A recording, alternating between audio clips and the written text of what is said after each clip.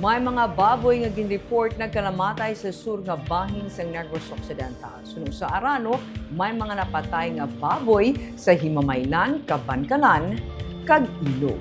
Sa video ni Levany Cabrillos nga backyard hog raiser sa Valladolid, ilagilayon ginlubong ang napatay nila nga baboy sa atong June 4. Naghilanat ini kag naglupot kag wala na nag-ayo sa gindapat nila nga bulong. Sunod sa iya, may kaingod man sila nga hog raiser nga namatyan man sang baboy. Sunod kay Arano President Rick Lauron, wala sila sang patud pa nga datos kung ano gid kadamo sang baboy nga nagkalamatay. Padayon ang assessment kag monitoring. Pero iya man ginsiling nga may mga kakulba sa pila nila kakatapo nga basi liwat nag-igo ang African swine fever. Sunod kay Lauron, hindi nagakaigo nga mag-speculate kag ginahulat nila ang pahayag sa Bureau of Animal Industry kag gobyerno probinsyal angot diri. Ginsiling ni Negros Occidental Governor Eugenio C. Lacson nga may yara gidman sa mga nagkalamatay nga baboy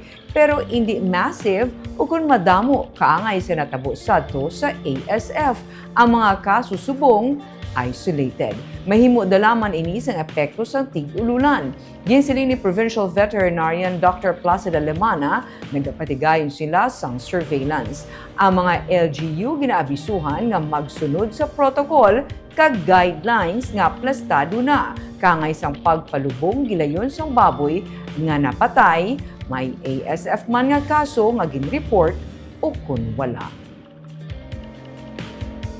Report diri sa ato no mga signs and symptoms ang nagakalamatay ti daw amol na daw hapo kag hindi na magkakaon and amo nang iban nagkakapatay gid iban as reported na kinaras Manila to sa market pala mo na daw hindi ginaton makuha gid lang figures ang literal nga casualties na nagkakalamatay kay isiling nila doon na ubos ang ilang nga baboy pero ang iban giningagaw man abi sa market so far wala kita ya sang sang declaration no sang BEI kag of course in support mo sa naton nga Provincial Veterinary Office no kay na we are not in authority to speculate. There are cases of